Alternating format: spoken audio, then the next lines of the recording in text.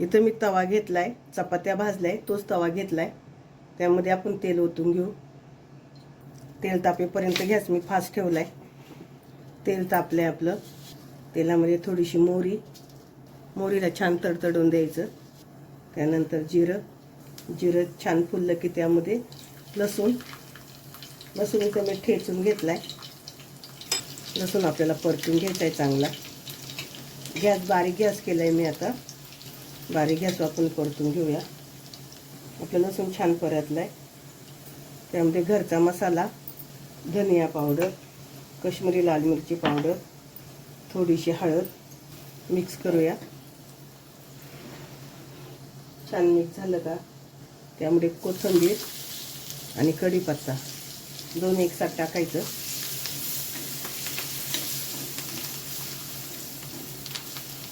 बारीक गॅस ठेवलाय मी.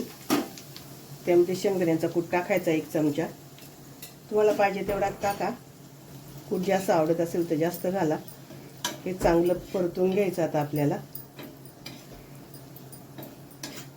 इथे आपले परतून झालंय हे सगळं. त्यामध्ये चवीनुसार मीठ पुन्हा एकदा छान परतून घ्यायचं मीठ टाकल्यावरती. त्यामध्ये टाकणारी उकडलेली मटकी आणि मटकी छान मिक्स करून घेऊया आपण. त्याच्यात मटकी टाकताना त्याबरोबर थोडंसं पाणी ठेवायचं. उकडलेल्या मटकीचं जे पाणी असतं त्याने अजून छान चव येते.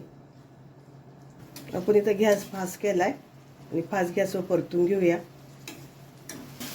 झाकण न ठेवतात आपल्याला परतून घ्यायची आहे. इथे आपली मटकी परतून झाली, सुकी झाली आहे. अगदी किंचित थोडीशी ओली आहे. त्यामध्ये वरतून परत थोडीशी कोथिंबीर टाकायची असेल तर टाका, नाही टाकली तरी चालेल. मला कोथिंबीर आवडते म्हणून मी वरतून थोडीशी परत कोथिंबीर टाकली आहे. सकाळची मुलांच्या घाई गडबडीत अगदी पटकन होणारी ही रेसिपी आहे. आणि खूप अशी सुकी नाही करायची, किंचित थोडीशी ओली ठेवायची म्हणजे खाताना आपल्याला घास असा अडकणार नाही तोंडात. जास्त सुक्का असेल तर मग चावायला जरा त्रास होतो. थोडीशी ओली भाजी ठेवली ना की पटकन घास चावला जातो. इथं आपली मटकी तवा फ्राय तयार झालाय. आणि माझी रेसिपी आवडत असेल तर मला नक्की सबस्क्राईब करा, शेअर करा, व्हिडिओला लाईक करा आणि कमेंट करायला विसरू नका. चला, इथं तयार झाली मटकी तवा फ्राय. गॅस बंद करते.